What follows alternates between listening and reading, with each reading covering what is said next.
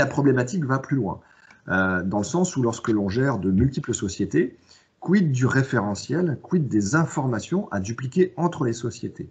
Donc ça, c'est une première problématique, c'est de se dire, si j'ai des sociétés différentes, ce serait quand même bien que mon référentiel comptable, mon référentiel analytique, mon référentiel de TVA, soit cohérent et pertinent entre les différentes sociétés. Ça, c'est la première chose. Et puis la deuxième chose, c'est de se dire comment est-ce que j'obtiens des états multisociétés? Comment est-ce que mon reporting, mes états de consolidation, mes SIG peuvent devenir multisociétés sans avoir à exporter de façon fastidieuse l'ensemble des balances ou l'ensemble des informations qui se situent dans chacune des sociétés. La plupart des structures jusqu'à maintenant, jusqu'à récemment, qui étaient confrontées à ces problèmes-là, étaient quasiment obligées de changer de logiciel. Donc on parle plutôt des ERP du marché, que vous connaissez peut-être de nom, c'est Sage X3, Business Central, anciennement Navision. Tous ces gros ERP-là sont faits pour gérer le multisociété et les éléments dont je viens de parler. Simplement, toutes les structures n'ont pas vocation à aller sur ces gros logiciels-là qui coûtent souvent très cher, qui demandent un gros investissement en interne. Et donc l'idée, c'est de se dire, idéalement, j'aimerais bien, moi en tant que client, rester sur Sage 100, mais bénéficier des fonctionnalités multisociétés. Donc c'est aujourd'hui un petit peu ce que l'on va voir avec Céline. En plusieurs parties, on va voir différents outils aujourd'hui, des outils purement pour gérer le référentiel, des outils également plutôt décisionnels, donc on va être dans l'ordre du reporting, et puis on finira avec un troisième petit outil plutôt sur l'aspect importation des relevés de compte, vous verrez, qui peut être aussi pratique lorsqu'on gère de multiples sociétés. Donc je laisse la parole à Céline, bien évidemment, sur tous ces sujets-là. Merci Manu. Alors effectivement, en fait, on a constaté que les utilisateurs, à partir du moment où ils avaient plusieurs sociétés, étaient obligés de répéter systématiquement les mêmes informations et les mêmes opérations. Nous, en fait, ce qu'on veut, c'est aider les utilisateurs à ne pas refaire systématiquement les mêmes choses. On s'est rendu compte que les utilisateurs, aujourd'hui, quand ils avaient une information à mettre à jour, ne serait-ce que la création d'un utilisateur, étaient obligés de passer sur toutes les sociétés. Nous, ce qu'on veut, c'est faciliter les ajouts, les modifications sans être obligé d'aller insérer les informations dans toutes les sociétés. On s'est aussi rendu compte qu'à partir du moment où on voulait analyser des données multi-sociétés ou multi-exercices, on était obligé de faire des exports, des tables de correspondance et derrière, en fait, de refaire systématiquement les informations pour croiser les données et pour faire ça souvent dans Excel. Et la dernière chose, c'est qu'on s'est aussi rendu compte que l'incorporation des relevés de compte était quasiment forcément obligatoire en manuel. Ça veut dire que tous les jours ou dès qu'on devait le faire, en tout cas, à partir du moment où on récupérait les informations des relevés de compte, on était obligé de passer soit par l'incorporation des relevés dans chacune des sociétés, soit par un petit développement que met Sage en place pour incorporer les différentes informations de relevés bancaires dans toutes les sociétés. Donc, pour pallier ces différentes problématiques, Graph a pensé à 3 outils. Donc, c'est les 3 outils qu'on va détailler ce matin. Le premier, c'est le module multisociété, qui est une nouveauté Graph. Le deuxième, c'est le cube comptabilité, alors que certains ont sans doute déjà vu, voire même l'utilisent déjà. Et le dernier, c'est un outil qui s'appelle R, c'est l'automatisation de l'incorporation des relevés de compte. Donc, on va commencer par le module multisociété. Donc, pour nous, qu'est-ce que c'est vraiment le module multisociété? Comme l'a dit Emmanuel, c'est pas de pouvoir créer différentes sociétés dans Sage 100, parce que vous l'avez déjà, la possibilité de créer autant de sociétés que vous le souhaitez. C'est vraiment avoir une ou plusieurs sociétés modèles dans laquelle on va renseigner des informations et qui redescendront directement dans vos sociétés que vous utilisez au quotidien. Alors là, on est parti sur un schéma un peu simple, mais il est possible d'avoir des schémas un petit peu plus compliqués. Donc, qu'est-ce qu'on va pouvoir mettre à jour aujourd'hui? Qu'est-ce qu'on a pensé en fait à mettre à jour entre là où les sociétés modèles et les sociétés que vous utilisez? Ça va être des données communes, multi-outils. Les utilisateurs, par exemple, les collaborateurs. On va avoir des données de la comptabilité, les comptes généraux, le plan tiers, alors peut-être que certains tiers, peut-être que les fournisseurs, le plan analytique, les taux de taxes, les journaux, des journaux analytiques, les banques, les modèles de saisie, les modèles de règlement. On a également pensé à la gestion commerciale. Alors vraiment là, pour le coup, on est sur une gestion commerciale simple. Les familles articles, des articles. Là, c'est pareil, si vous avez des facturations relativement simples, plutôt que de créer des nouvelles familles dans toutes les gestions commerciales, l'idée, c'est de créer les familles d'articles, voire les articles, dans la société modèle et que ça redescende sur les différentes sociétés. Et on a pensé également aux immobilisations. Pour le coup, on peut créer des familles d'immobilisation dans la société modèle. On a également pensé à des informations un petit peu plus, des mises à jour un peu plus complexes, notamment parce que je connais certaines sociétés. On peut très bien imaginer une société super modèle qui aurait par exemple en information dans sa base les utilisateurs, les codes journaux et des fournisseurs. En dessous de la supermodèle, on va avoir une société qui est peut-être un peu à part et deux sous-modèles, une modèle SARL et une modèle SCI. On pourrait très bien imaginer que dans la société modèle SARL, on aura un plan comptable spécifique et on va avoir des codes taxes spécifiques. Ça veut dire que dans la société 2 et la société 3, on va hériter des utilisateurs, des codes journaux des fournisseurs, du plan comptable du modèle SARL et des codes taxes de la modèle SARL également. Même chose pour la SCI. On imagine la SCI, elle a un plan comptable spécifique. Enfin, toutes les SCI ont des plans comptables spécifiques, mais qui ont toutes exactement la même racine. Eh bien, ce plan comptable racine, on va le définir dans modèle SCI. On peut avoir des codes taxes aussi dans cette modèle SCI et on pourrait aussi très bien se dire qu'on va avoir des banques communes à toutes les SCI. Dans ces cas, tout ça, c'est paramétré dans la modèle SCI et les sociétés 4, 5 et 6 vont hériter du coup des utilisateurs, des codes journaux et des fournisseurs de la supermodèle, du plan comptable, des codes taxes et des banques de la modèle SCI. Alors, le plus simple, je pense, c'est d'aller voir à quoi ça ressemble. Donc, on va aller regarder un petit peu l'outil. Alors, l'outil est pour le moment toujours en cours de développement. Il est fonctionnel pour certaines choses, mais on est toujours en ajout d'informations. Donc, c'est pour ça que sur la partie de gauche, on ne voit pas l'intégralité des informations que je vous ai indiquées qui étaient possibles en mise à jour entre la société modèle et les sociétés filles. Et puis, il y a un petit peu de look qui va être revu. Notamment, on va mieux classer les informations qui se trouvent, les données à synchroniser. Donc, toutes les informations qui se trouvent à gauche. Ce qu'il faut aussi retenir, c'est qu'une société fille peut avoir une mère, mais qu'une mère peut avoir plusieurs filles.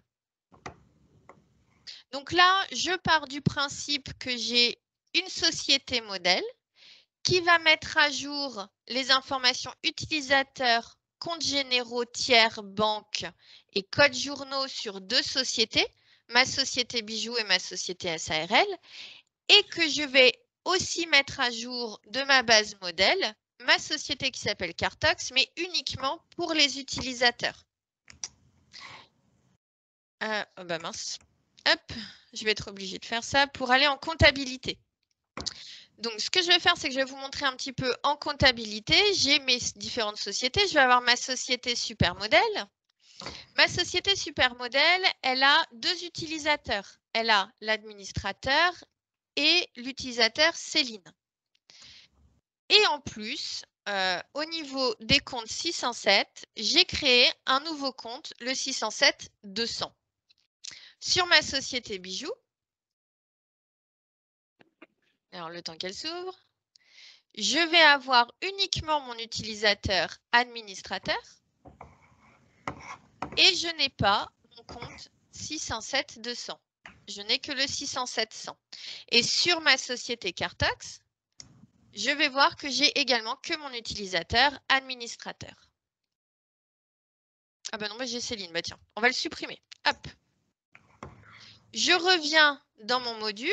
Ce que je vais faire, c'est que je vais demander à transférer les informations. Alors là, je le fais de façon manuelle, mais bien entendu, on a la possibilité de le mettre en automatique pour qu'il se déclenche au minimum une fois par jour, mais il pourrait se déclencher plusieurs fois par jour.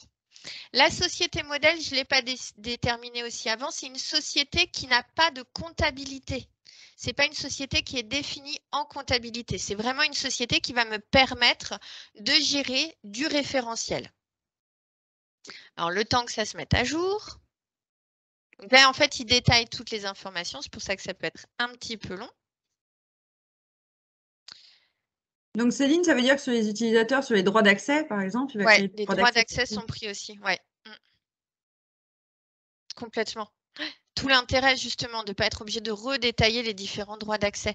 Et même si vous avez déjà des comptabilités, parce que c'est le cas, vous utilisez déjà la comptabilité SageSense, vous avez déjà des utilisateurs créés, même s'ils sont déjà créés, on va pouvoir envisager la mise à jour des différents utilisateurs. Enfin, du coup, il faudra repasser par une étape de recréation des utilisateurs, mais en fin de compte, ça va être possible. Alors normalement, j'ai le message traitement réussi.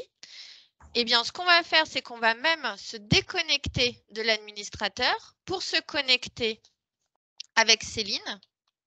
Alors, si j'avais spécifié un mot de passe spécifique sur ma super modèle, il me le demanderait. J'ai demandé à ne pas avoir de mot de passe. Je suis connectée à Bijou avec Céline. Donc, c'est bien que l'utilisateur est créé. Et si je vais voir mon compte 607, j'ai mon 607-200 qui a été créé. Et sur la super modèle, j'avais également demandé à ce qu'il soit attaché à un code taxe qui a bien été repris au niveau de mon compte comptable.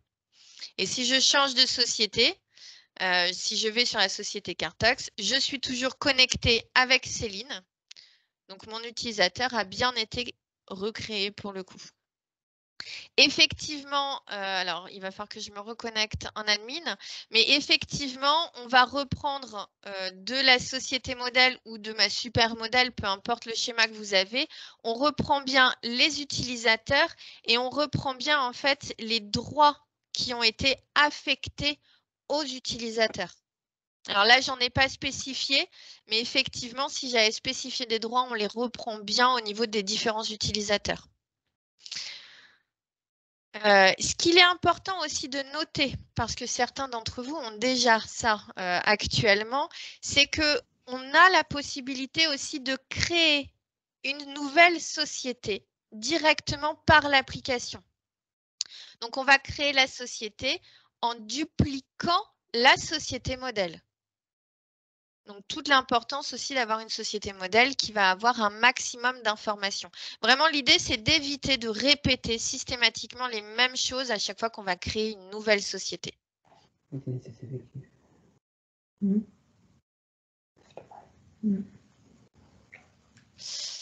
Est-ce que vous avez des questions autour du module multisociété ?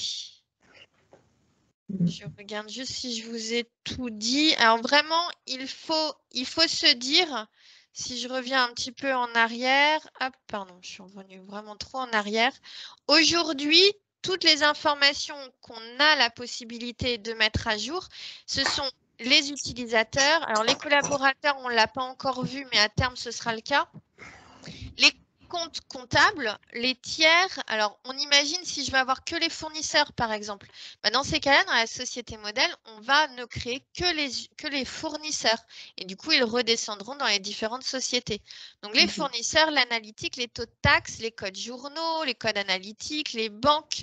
On a pensé aussi au modèle de saisie, au mode de règlement et au modèle de règlement pour que ça redescende au niveau des informations tiers. Pareil, dans les tiers, pour le coup, ce n'est pas spécifié ici, mais on peut aussi avoir les coordonnées bancaires des tiers qui redescendraient dans les différentes sociétés. On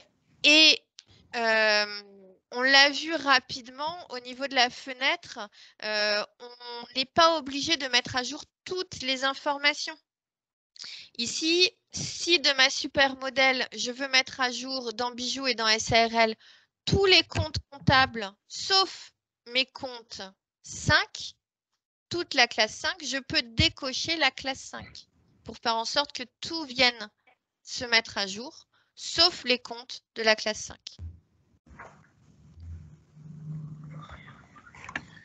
Alors, Céline, juste peut-être revenir en Ouais. conclusion de la présentation de ce module-là sur un petit cas précis qu'on a eu récemment avec un de nos clients qui Oui. nous a dit, moi, effectivement, le module multisociété m'intéresse, j'ai 80 sociétés, donc forcément, je vais gagner du temps en mettant en place ce module. Par contre, je souhaite quand même avoir un référentiel qui se duplique depuis une société modèle, mais j'ai une problématique sur les libellés. Dans mes libellés, il faut que je puisse quand même mettre de l'information qui peut être spécifique par société. Donc, comment répondre à cette problématique-là? Parce que finalement, on se retrouve à devoir dupliquer un référentiel, mais pour une toute petite partie, ce référentiel est un petit peu différent par société.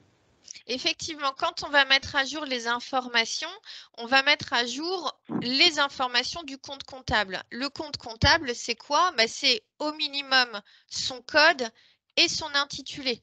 Alors, on voit qu'on a d'autres choses qui sont remises à jour. En fait, on va avoir le code taxe si c'est renseigné, on va avoir la nature de compte, les paramètres, etc. Mais l'idée, en fait, c'est de créer une information libre au niveau du compte qui serait du coup un complément de libellé. Cette information libre ne sera pas écrasée par la mise à jour, mais cette information libre, elle sera affichable, si on le souhaite, au niveau des listes. Alors, ajustement automatique. Ici, on va avoir la possibilité d'afficher le libellé complémentaire et pour les éditions, ne serait-ce que pour la balance des comptes, ce qu'on pourra faire, c'est ajouter cette information au niveau de l'édition. Dans ces cas, on ne prend pas l'édition standard, on prendra un modèle personnalisé qui sera effectivement personnalisé par l'intitulé complémentaire.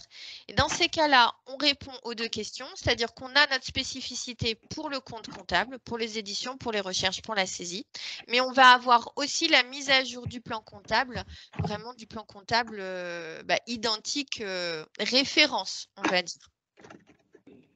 Alors, le deuxième module, je pense qu'une partie de vous le connaissent déjà, au minimum vu une première fois en présentation. C'est le cube comptabilité. Alors, pour le coup, sauf si j'ai des questions autour du cube comptabilité un peu plus spécifique, aujourd'hui, on va plutôt présenter la partie qu'on a appelée dans le cube consolidation. Alors, la consolidation, il ne faut pas l'entendre comme consolidation statutaire. Aujourd'hui, on n'est pas allé jusque-là. On s'est arrêté vraiment plus à une comparaison de données. La comparaison de données, elle a été établie sur différentes choses dans le cube. On va pouvoir comparer les données multisociétés sur le plan comptable, le plan tiers, les journaux, le plan analytique, les codes taxes et on est allé jusqu'au plan reporting. L'idée, c'est de faire en sorte que vous puissiez créer des tableaux sur lesquels on va avoir des informations qui pourront être communes entre vos différentes sociétés. Le plus simple, c'est pareil, c'est que j'aille vous montrer. Alors là, OK. Alors en fait, on est sur de l'analyse de données qui proviennent de la comptabilité, qui ne sont pas mises à jour en temps réel. On passe par un entrepôt de données et on va analyser des données dans Excel. Alors pourquoi Excel? C'est parce que aujourd'hui, 100% des sociétés utilisent Excel pour l'analyse. Donc on s'est dit qu'on allait passer aussi par Excel, que c'était aussi simple. Et là, pour le coup, on crée des tableaux croisés dynamiques. Donc, on est basé sur le cube de données. Et donc là, pour le coup, j'ai déjà créé des tableaux. L'idée, c'est de vous montrer aujourd'hui, si on ne passe pas par la consolidation, voilà le type de tableau qu'on va obtenir si on souhaite faire, par exemple, une balance avec des données pour différentes sociétés. Ici, on constate que même si on a le même compte comptable, l'information, elle va être dupliquée en fonction du nombre de sociétés. Donc, ça veut dire qu'ici, si je veux faire une analyse, ce n'est pas forcément très simple parce que mon analyse, il faut que je la fasse sur les différentes informations, sur les différentes lignes. Pour quelle raison? C'est parce qu'en fin de compte, j'ai pris en dimension, la dimension plan comptable qui provient effectivement du groupe compte comptable. La différence, quand je prends les informations au niveau de la balance consolidée, là, je vais aller reprendre l'information toujours plan comptable, mais dans mon groupe de données compte comptable consolidé. Alors vraiment entendre consolidé, comparer. Ici, je n'ai pas réalisé de paramétrage spécifique dans le développement du cube comptabilité. Vraiment, là, je suis restée sur le standard. Comme les comptes comptables sont identiques entre mes deux sociétés, puisque les informations proviennent de ma société mère, qu'on a vu précédemment, mes informations sont de fait consolidées ensemble. On a vu que pour ma société Collier, on avait un compte qui ressemblait, mais il n'est pas strictement identique. On a des zéros en plus. De ce fait, comme je n'ai pas réalisé de paramétrage spécifique, mes informations se retrouvent au niveau de mon compte aucun, puisque pour lui, aucune donnée n'est consolidée. On aurait la possibilité de faire en sorte que l'information soit présente sur cette ligne-là, mais dans ces cas-là, il faut que j'aille faire du paramétrage de codification, de transcodification entre ma société définie comme société consolidante et mes différentes sociétés consolidées. Et quelque chose qu'il n'est pas facile à faire avec Sage en standard, je vais avoir la possibilité aussi de répondre à une problématique toute simple. Je veux avoir une balance pour une société, mais sur plusieurs exercices, sur plus que 2 exercices. Là, je veux avoir une balance peut-être sur 3 exercices ou plus. On peut aller jusqu'à 5 exercices avec la comptabilité Sage 100. Eh bien, ici, par le cube, je vais très facilement créer une balance avec différents exercices et je vais avoir aussi la possibilité de gérer une variation, une évolution entre mes différents exercices affichés. Alors là, vraiment, on est sur une présentation, comme je vous l'ai dit, un peu basique, entre guillemets. On aurait la possibilité, bien sûr, d'analyser les données. Alors, si je reviens sur plutôt la balance consolidée, on aurait la possibilité d'analyser les données sur les comptes reporting, les comptes tiers, les journaux, le plan analytique, les codes taxes consolidés, comparés. L'avantage, en fait, de combiner et le module multisociété et le cube pour la consolidation, c'est de faire en sorte qu'on n'ait pas de paramétrage supplémentaire à réaliser pour faire matcher les comptes qui sont censés être les mêmes, mais qui ne seraient pas strictement identiques. On va passer au dernier module, qui est donc le module qu'on a appelé R. Alors, R pour automatisation de l'incorporation des relevés de compte. Alors là, c'est pareil, certains d'entre vous l'ont déjà. Ce n'est pas un module tout récent. Là, c'est uniquement, ça va répondre aux besoins des personnes qui souhaitent incorporer les relevés de compte dans les différentes comptabilités qu'ils ont, sans lancer manuellement un outil qui viendra intégrer dans les différentes sociétés comptables. Et sans se poser la question tous les jours, est-ce que ça a été fait ou est-ce que ça n'a pas été fait? Sage donne la possibilité, via un petit script, d'intégrer les relevés de compte dans différentes sociétés. Ce script-là, qui est sans doute utilisé aussi par une partie d'entre vous, ce script-là, il est soit lancé manuellement, soit on peut le mettre en lancement automatique, mais dans ces cas-là, on est confronté à une faille de sécurité parce que le serveur ou le poste sur lequel le script est lancé de façon automatique doit forcément être ouvert avec une session utilisateur ouverte. Donc, on s'est dit que ce n'était pas possible de rester comme ça. Donc, on a décidé de développer donc, R qui vous permet d'incorporer les relevés de compte qui auront été au préalable réceptionné par votre outil de communication bancaire qui peut être Sage comme une autre solution qui n'est pas du tout Sage, une solution qui peut être fournie par une banque, par exemple. Alors là, pour le coup, j'ai mis cas pratique, mais je vais vous montrer à quoi correspond l'outil. Mais on ne va pas faire d'incorporation parce que pour le coup, sur mes sociétés modèles, je n'ai pas vraiment d'informations de relevé de compte à intégrer. Ce n'est pas des vraies sociétés. Et puis surtout, je ne me suis pas embêtée. J'ai carrément fait une copie de base. Donc en fait, j'ai les mêmes coordonnées bancaires sur les deux sociétés. Donc ça sera encore moins intéressant. Mais l'idée, c'est d'avoir donc cette interface-là. Alors, pareil, alors vous allez dire que je la paye, mais non, pas du tout. Émilie, là, aussi chez elle, hein, au sein du groupe Lamotte, l'outil est mis en place. On va aller spécifier les différents dossiers sur lesquels on va avoir les fichiers réceptionnés. On va indiquer ceux qui sont, où on va les mettre, les dossiers qui sont traités, les fichiers, pardon, qui sont traités, les fichiers qui sont rejetés.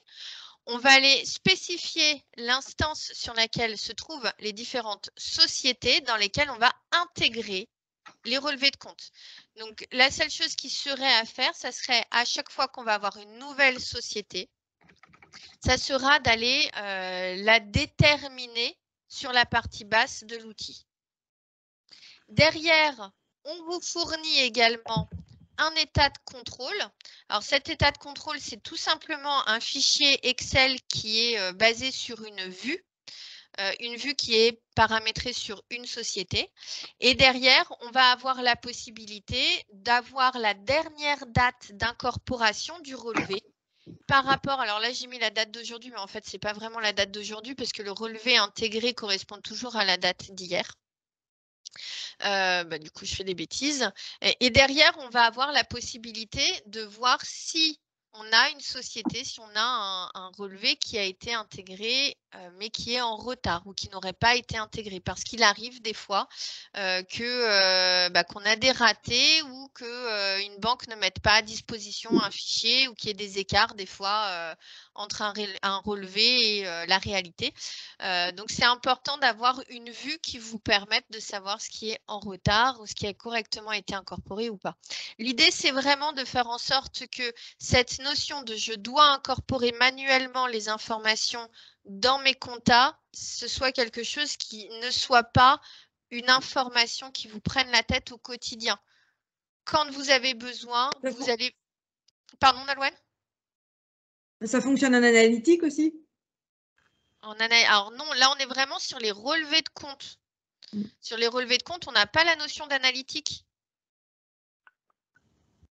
Peut-être que votre question, c'est vous avez une banque pour un programme. Là, on est vraiment sur la notion du RIB, effectivement. Si je reprends ma compta, on est vraiment, alors je parle de vous parce que je vous connais un petit peu, hein. On a une banque qui correspond chez vous à un programme.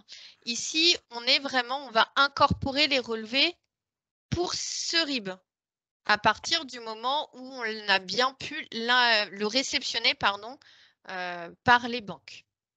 L'idée, en fait, c'est d'éviter les opérations que peut faire Nicolas au quotidien d'incorporation des relevés dans la compta. C'est de faire en sorte que le relevé soit incorporé de façon automatique. Alors, le paramétrage est… Pardon, ce n'est pas du tout celui-ci. Le paramétrage est relativement simple. Hein. On va juste spécifier les différentes sociétés. Et encore une fois, on fait en sorte que le traitement soit lancé une fois par jour. Alors là, pour le coup, c'est une fois par jour. Et s'il y a un souci, on a aussi la possibilité de lancer l'incorporation manuellement. Donc, l'idée vraiment, ce qu'il faut retenir des 3 modules qu'on a développés, c'est vraiment de se dire qu'on veut faire en sorte que les utilisateurs ne fassent pas ou ne refassent pas des choses fastidieuses. C'est de répondre à des questions de répondre à des questions, à des problématiques plus que les utilisateurs rencontrent au quotidien. Ce qu'il faut vraiment retenir aussi, c'est que les 3 modules sont des modules graphes. Qu'est-ce que ça sous-entend que les modules sont des modules graphes? Ça sous-entend qu'ils sont… Alors, on a le développement, ça veut dire qu'on peut les faire évoluer en fonction de vos besoins. Ce sont des modules standards, ça veut dire qu'aujourd'hui, ils sont exploitables en l'état, mais que si vous avez une demande particulière de modification, on réfléchit à la pertinence de cette modification pour d'autres sociétés. Et on a la possibilité d'intégrer la demande de modification au module standard pour faire en sorte que cette modification, du coup, soit dans le module standard.